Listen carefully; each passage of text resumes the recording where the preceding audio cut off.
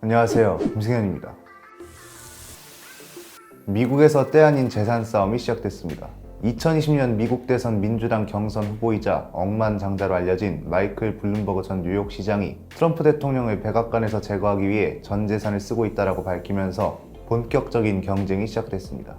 블룸버그 전 시장은 재선을 위해 광고에만 2억 8,900만 달러, 우리 돈으로 약 3,450억 원을 넘게 쓴 것으로 전해졌습니다. TV 광고에만 지출한 돈이며 이는 지난해 미국 민주당 경선 후보들이 지출한 금액을 모두 합한 것보다도 훨씬 많은 금액입니다. 이들의 치열한 경쟁은 2일 미국 프로미식 축구 NFL 결승전 슈퍼볼 TV 중계로 이어졌습니다. 트럼프 대통령과 블룸버그 전 뉴욕시장은 각각 130억 원을 들여서 슈퍼볼 중간 광고를 차지했습니다. 130억 원이라는 금액은 오직 60초만을 위한 투자인 것으로 초당 2억 원이 넘는 광고인 셈입니다. 오늘 이 이야기를 소개해드린 이유는 간단합니다. 최근 이들의 경쟁 덕인지 우리 기업의 슈퍼볼 광고가 다시금 주목을 받기 시작했습니다. 2월 12일 기준 미국 애드미터 조사에서 트럼프의 슈퍼볼 광고는 가장 낮은 62위, 블룸버그의 슈퍼볼 광고는 60위를 기록하는 동안 현대차의 슈퍼볼 광고는 2위를 차지했습니다. 슈퍼볼은 미국에서만 약 1억 1천만 명 이상이 시청하는 최대 스포츠 이벤트 중 하나로 꼽힙니다. 보도에 따르면 올해 경기는 미국 내에서만 1억 200만 명 이상의 시청자가 있었다고 하더군요. 슈퍼볼 광고는 구글, 아마존, 마이크로소프트, 디즈니 등 매년 50개 이상의 글로벌 브랜드들이 광고를 집행합니다. 올해 슈퍼볼 30초 광고의 1회 방송 단가는 최대 560만 달러, 우리 돈으로 약 66억 원, 1초당 2억 원이 넘습니다. 이 광고의 제목은 스마트파크.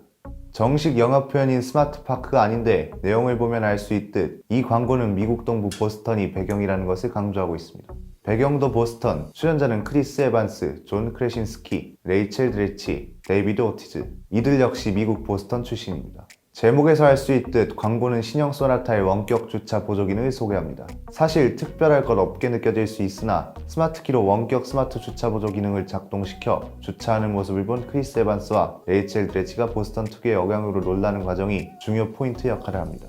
우리나라로 치면 사투리로 익살스럽게 놀라는 모습이라고 생각하시면 될 것 같습니다. 이를 본 네티즌들은 만약 모든 유튜브 광고가 이렇다면 건너뛰지 않을 것이다.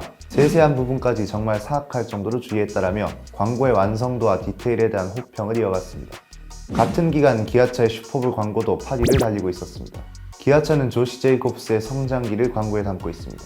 이 성장기와 연결되는 자동차는 셀토스. 도전을 거듭하여 스포츠 스타가 된 제이콥스처럼 셀토스도 도전 정신의 결정체라는 메시지를 전하고 있다는 것이 현대차의 설명입니다. 이번에 제네시스도 브랜드 최초로 슈퍼볼 광고에 도전했습니다. 같은 기간 동안 디즈니, 마블 스튜디오, 페이스북을 제치고 28위를 기록하고 있습니다. 송별 파티를 주제로 한 광고에서 제네시스는 GV80을 소개합니다. 존 레전드와 크리시 티건 부부가 주인공으로 등장하며 나이든 럭셔리에게 이별을 고하고 이를 대신한 젊은 럭셔리를 표현합니다. 현대차로선 GV80을 젊은 럭셔리라고 강조하고 싶었을 것입니다.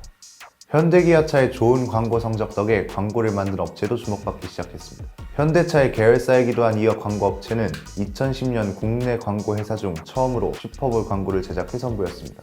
2012년 슈퍼볼 광고 선호도 조사에서 7위를 차지한 이후 지금까지 계속해서 상위 10위권에 올랐고 이번에는 현대차와 기아차 광고 두 편 모두 10위권에 오르면서 다시금 이목이 집중되기 시작했습니다. 로마인들은 그를 지극히 사랑했습니다. 군인들은 그의 얼굴을 올려다보며 행운을 빌었고 시민들은 여러 신들 중 가장 앞에 그의 이름을 불렀습니다. 그의 이름은 한 해의 시작, 일원의 어원이 되기도 했습니다. 얼굴 하나는 들어온 사람을 맞이하기 위해 다른 얼굴은 나가는 사람을 배웅하기 위해 있었다고 하죠. 상반된 이미지의 두 얼굴은 처음이자 마무리, 젊음과 늙음. 이렇게 야누스는 상반되는 존재들의 조화를 부여하는 그리고 과거를 돌아보고 미래를 내다보는 신으로 숭배받았습니다. 그러나 이 분위기는 그리 오래가지 못했습니다. 18세기 무렵부터 야누스는 한쪽 얼굴로는 억지 미소를 짓고 다른 얼굴로는 노여움을 드러낸다. 한 철학자의 표현 이후 야누스는 부정의 상징으로 떠오르기 시작했습니다. 한국인들은 그 기업을 지극히 사랑했습니다. 그 시절 아버지들은 지금의 그 기업이 만든 차를 보며 과거를 회상하고 그 아버지의 자녀들은 그 시절 그 기업의 자동차를 타고 돌아다녔던 어린 시절을 추억하기도 합니다. 이 기업은 한국 자동차 산업의 시작이자 미래를 이끌어갈 자동차 기업, 그리고 한국인이라면 애국심에 꼭 하나쯤은 사야 한다는 자동차로까지 통하곤 했습니다. 그러나 마냥 칭찬만 많던 그 시절과 다르게 비판의 소리에 날이 서 있는 요즘, 추억과 산업의 중심을 상징하던 이 자동차 기업은 어느 순간부터 부정적인 이미지도 함께 떠오르기 시작했습니다.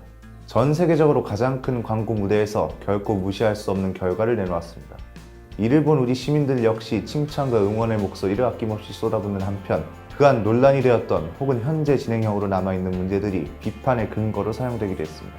잘 됐으면 하지만 한편으론 비판 목소리를 더 키워야 할 것 같은 애증의 관계가 되어버린 요즘, 사업은 망해도 다시 일어설 수 있지만 신용은 한 번 잃으면 그것으로 끝이다라던 지금은 고인이 된 현대그룹 명예회장의 한마디가 문득 떠오르는 오늘의 밀착 카메라였습니다.